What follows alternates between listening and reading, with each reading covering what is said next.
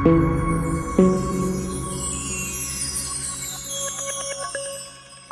कहते तुम क्यों परेशान हो रहे हो, व्यर्थ में क्यों चिंता करते हो, तुम क्या लाए थे क्या ले जाओगे।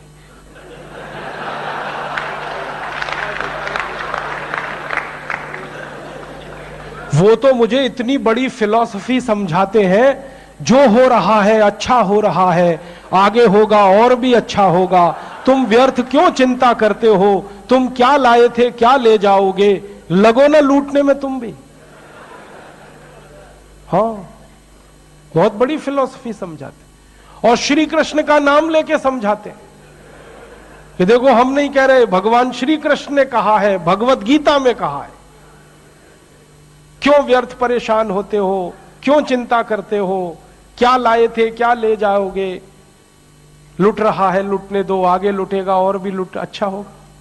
तो ऐसी फिलॉसफी के मानने वाले बहुत पाखंडी लोग हैं इस देश में। कुछ सफेद कपड़ों में है, कुछ भगवे कपड़ों में। हाँ, बड़े बड़े लुटेरे हैं। मैं आपको विनम्रता पूर्वक कह रहा हूं, ये कठोर बात है। मैंने ऐसे ऐसे लोग देखे हैं भगवे कपड़ों में, जो एक एक शहर से 2-2 करोड़ 5-5 करोड़ 10-10 करोड़ लूट ले जाते हैं। कोई राम कथा कह के, कोई कृष्ण कथा कह के, कोई कथा कह के, कोई कथा कह के, और फिर उस पैसे को ब्याज पे चलाते हैं। ऐसे हरामी लोग मैंने देखे हैं मेरी आंखों से। ब्याज पे चलाते हैं उस पैसे, बाजार में उनका पैसा ब्याज पे घूमता है। आपसे वो पैसा इकट्ठा करते हैं, आरती उतारते हैं, आप उनके चरणों का पानी धो के पीते हैं और उनकी आरती की थाली में आप डालते हैं, वो करोड़ों रुपए लेके जाते हैं। राम की कथा कहते हैं, राम के वन गमन का वर्णन करते हैं और उनके दुखों का वर्णन करते हैं, और ऐसे दुख का वर्णन, ढल ढल ढल ढल आंसू बहते हैं उनके आंख से। मैंने देखा है, राम के दुखों का वर्णन करते हैं, राम को कितना कष्ट हुआ, कितना दुख हुआ, नंगे पांव चले, ऐसे हुआ वैसे हुआ, और उस वर्णन में आप भी रोते हैं वो भी रोते हैं। लेकिन ये सारा खेल एयर कंडीशनड मंच पे चलता है। राम के दुखों का वर्णन करने के लिए एयर कंडीशनड मंच लगता है, एयर कंडीशनड कार लगती है, एयर कंडीशनड घर लगता है, एयर कंडीशन चार्टेड फ्लाइट लगती है, तब राम के दुखों का वर्णन होता है।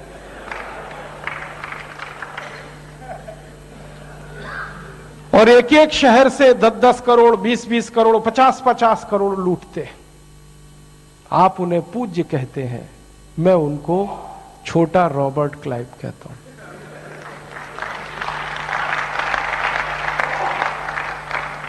तो नेता ही नहीं लूट रहे हैं, अधिकारी भी नहीं लूट रहे हैं, और भी ऐसे लोग हैं और लूट ही नहीं रहे हैं। मेरे जैसे लोगों को कह रहे हैं, क्यों व्यर्थ चिंता करते थे, क्या लाए थे क्या ले जाओगे, तुम तो ये कंठी माला ले लो, राम राम राम राम राधे राधे राधे राधे, बस और कुछ नहीं।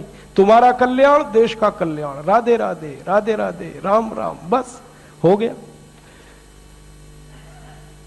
ऐसे लोग हमको निकम्मा बना रहे हैं, आलसी बना रहे हैं, प्रमादी बना रहे हैं, कमजोर बना रहे हैं, फैले हुए हैं पूरे देश में। जो हो रहा है अच्छा हो रहा है, आगे होगा और भी अच्छा होगा, तुम क्यों व्यर्थ चिंता करते हो, तुम क्या लाए थे क्या ले जाने वाले हो। ये दूसरा रास्ता है। हाँ, और इस रास्ते पर हमको भटकाने वाले 10-20 नहीं है, सैकड़ों लोग हैं, रोज आते हैं और माला पकड़ा देते हैं कि राम राम राम राम राधे राधे राधे राधे राम राम राम राम राधे राधे, बस यही करो देश तो ठीक हो जाएगा। और ज्यादा उनसे तर्क करो तो कहने लगे, तुम क्यों व्यर्थ चिंता करते हो, तुम क्या लाए थे क्या ले जाओगे, जो हो रहा है अच्छा हो रहा है, देश लुट रहा है अच्छा हो रहा है, आगे लुटेगा और अच्छा होगा। वो हमको समझाते हैं और इसी को धर्म कहते हैं,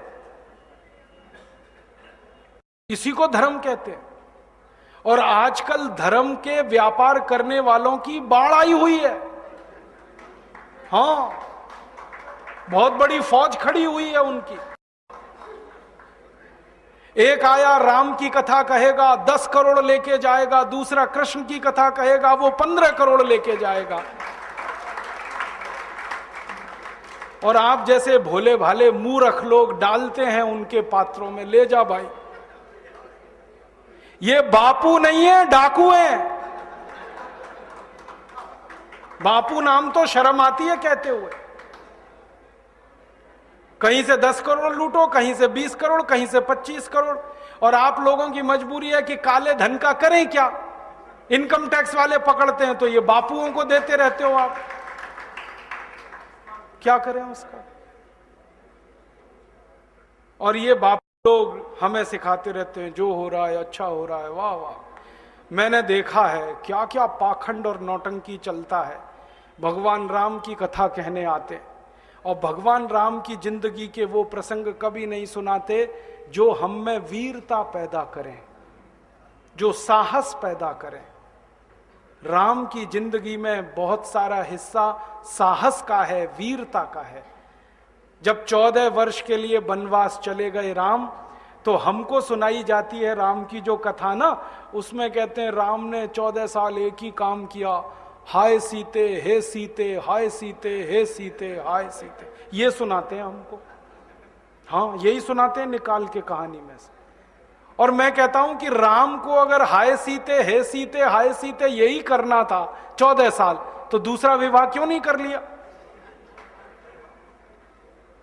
सैकड़ों राजा तैयार थे अपनी राजकुमारियों को राम को देने के लिए, वो तो कर लेते दूसरा विवाह।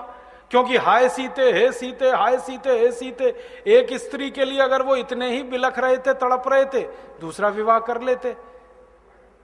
तो ये सब चुप हो जाते हैं, फिर बात नहीं करते। फिर मैं उनको रामायण से निकाल के दिखाता हूं, देखो राम ने हे सीते हाय सीते कहा नहीं कहा ये मुझे नहीं मालूम, लेकिन 14 साल वन में रहते हुए सैकड़ों राक्षसों का संहार किया उन्होंने, मारा उनको और धर्म राज्य की स्थापना कराई। ये कहानी नहीं सुनाते क्योंकि इससे वीरता पैदा होती है। तो राम का जो वीरत्व है वो नहीं सुनाएंगे आपको, उनकी जो कमजोरियां हैं वो सुनाते हैं आपको। और राम कथा जब वर्णन की जाती है तो मंच पे बैठ के आहा कैसे आंसू, ढलल ढलल आंसू निकलेंगे, आपको भी रुलाएंगे, खुद भी रोएंगे। किस बात के लिए? ओ, राम को वन गमन में इतना कष्ट हो रहा है, वन में इतनी तकलीफें हो रही हैं, तो राम की तकलीफों का वर्णन कर रहे हैं, आंसू आ रहे हैं। और ये सारा वर्णन एयर कंडीशन्ड मंच पर बैठकर होता है। अपने को तकलीफ नहीं होनी चाहिए, राम की तकलीफों का वर्णन कर। एयर कंडीशन मंच चाहिए, एयर कंडीशन घर चाहिए रहने के लिए, एयर कंडीशन कार चाहिए और चार्टर्ड प्लेन चाहिए आने और जाने के लिए, तब राम की कथा सुनाई जाएगी। जो राम जिंदगी भर पैदल चलते रहे, जिन्होंने अपना रथ भी छोड़ दिया था अयोध्या से निकलते समय, वो राम ने जिंदगी भर पैदल चल के काम किया और यहां एयर कंडीशन कारों में घूम घूम कर, चार्टर्ड प्लेन में घूम घूम कर राम की कथा सुनाते हैं। वो कथा वथा नहीं है, वो उद्योग है, व्यापार है, बिना टैक्स का।